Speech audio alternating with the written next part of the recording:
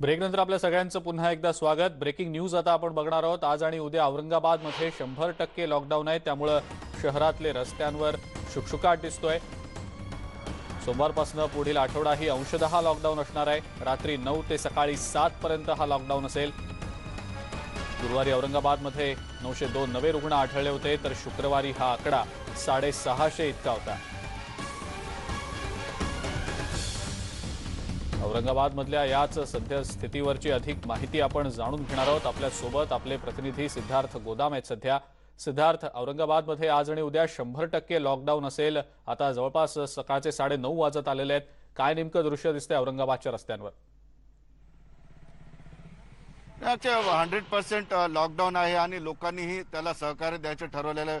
मी गुलमंडी भागामध्ये आपण बघू शकतो की हा जो ही मार्केट आहे जी सतत गजबजलेली असते, मात्र आज या ठिकाणी एकही दुकान उघडलेलं नाही किंवा लोकांची वर्दळ या ठिकाणी दिसत नाही।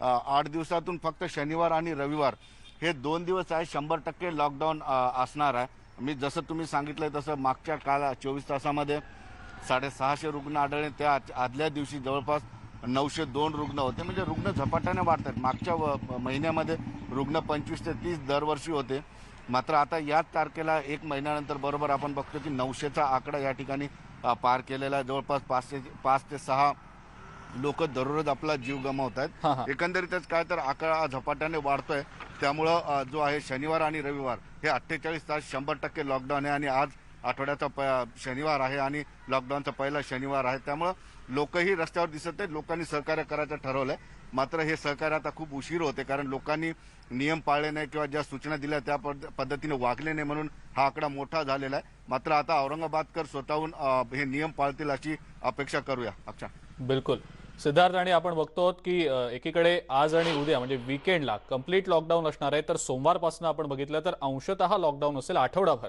त्यामुळे हा आठवडाभरचा जो अंशतः लॉकडाऊन आहे, या लॉकडाऊनला नेमका कसा प्रतिसाद औरंगाबादकर देतात हे देखील पाहणं महत्त्वाचं आहे, कारण कोरोना बाधितांची संख्या जी आहे ती वाढतीये। कालचा आकडा जरी थोडाफार कमी झालेला असला तरी ही संख्या गेल्या काही दिवसांमधली आपण जर बघितलं तर जास्तच असल्याचं दिसतंय। या सगळ्यावर नियंत्रण आणायचं असेल तर अंशतः लॉकडाऊनला देखील तितकाच चांगला प्रतिसाद औरंगाबादकरांनी देणं गरजेचं आहे। सिद्धार्थ, निश्चितच औरंगाबादकरांनी प्रतिसाद दिला नाही किंवा नियम पाळले नाही किंवा राज्यातील कुठेही ज्या ज्या ठिकाणी आकडे वाढलेले आहेत त्या ठिकाणी नागरिकांनी मास्क घालायचं टाळलेलं आहे, सॅनिटायझरचा वापर झाला नाही आहे, अनेक मास गॅदरिंग म्हणजे मोठ्या समूहाने लोक एकत्रित आलेले, त्याचमुळं कोरोनाची संख्या वाढत आहे। मात्र औरंगाबादमध्ये आपण बघितलं तर लग्न समारंभांवर पूर्णपणे बंदी आहे, राजकीय गॅदरिंग बंद आहे, व्यायामशाळा बंद आहेत आणि इतर जे आहेत शाळा सुद्धा बंद आहेत, महाविद्यालय बंद आहेत, आज मार्केट बंद आहे। जवळपास 100% सगळ्या गोष्टी बंद आहेत।